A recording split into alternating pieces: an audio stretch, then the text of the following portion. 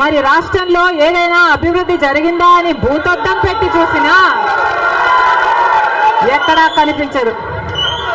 రాజధాని ఉందా? రాజధాని కట్టగలిగారా?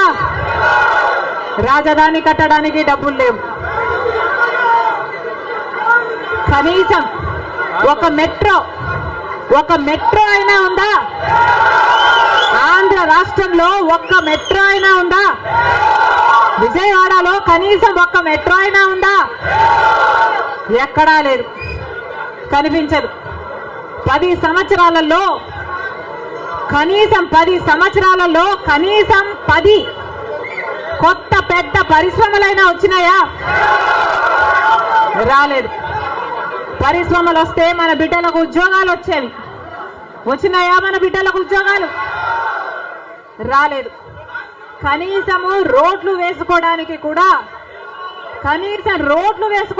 కూడా డబ్బులు లేవు ఆంధ్ర రాష్ట్రంలో.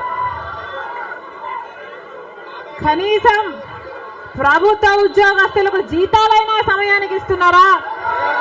దానికైనా డబ్బులున్నాయా? దానికి కూడా డబ్బులు లేవు. దేనికి డబ్బులు లేవు. అభివృద్ధి జరగలేదు, కానీ దళితుల మీద జరిగే దాడులు మాత్రం 100కు 100% పెరిగాయి. ఎక్కడ చూసినా ఇసుక మాఫియా, ఎక్కడ చూసినా లిక్కర్ మాఫియా, ఎక్కడ చూసినా మైనింగ్ మాఫియా, ఎక్కడ చూసినా దోచుకోవడం, దాచుకోవడం. ఇంతకంటే ఏం జరిగింది? 10 సంవత్సరాలు అయింది మన రాష్ట్రం ఏర్పడి.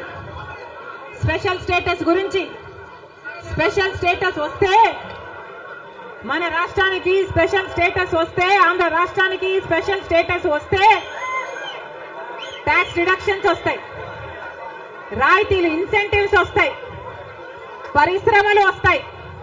పరిశ్రమలు వస్తే మన బిడ్డలకు ఉద్యోగాలు వస్తాయి. కానీ 10 సంవత్సరాలైనా స్పెషల్ స్టేటస్ మాత్రం ఆంధ్ర రాష్ట్రానికి రాలేదు. రాలేదు అనడం కంటే పాలకులు తేలేకపోయారు అనడము కరెక్ట్. ఉత్తరాఖండ్లో స్పెషల్ స్టేటస్ వస్తే 2000 కోట్ల పరిశ్రమల స్థాపన జరిగింది.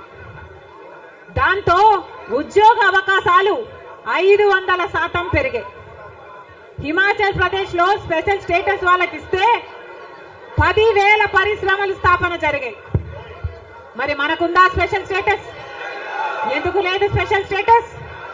ఎందుకంటే పాలకులు స్పెషల్ స్టేటస్ తేవడంలో విఫలమయ్యారు, వాళ్లకు చేత కాలేదు కాబట్టి. కాంగ్రెస్ పార్టీ ఆ రోజు స్పెషల్ స్టేటస్ 5 సంవత్సరాల కోసం ఇవ్వాలి అంటే బీజేపీ పార్టీ ఏమండి 10 సంవత్సరాలు ఇవ్వాలి అని ఎలక్షన్లలో ఊదరగొట్టారు. 10 సంవత్సరాలు ఇస్తాము మేము అధికారంలోకి వస్తే అని.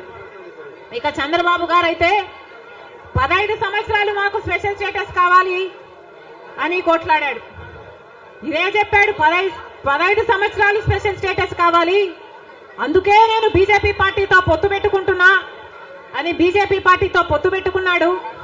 వాళ్ళ మంత్రివర్గంలో కేంద్ర మంత్రులు కూడా అయ్యారు టీడీపీ నాయకులు.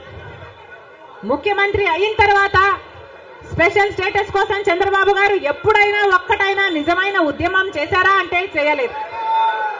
చేయకపోక ఉద్యమం చేసే వాళ్ళ మీద కేసులు పెట్టారు, వాళ్ళను జైల్లో కూడా పెట్టాడు చంద్రబాబు గారు. ఆ సమయంలో ప్రతిపక్ష నాయకుడు జగన్ రెడ్డి గారు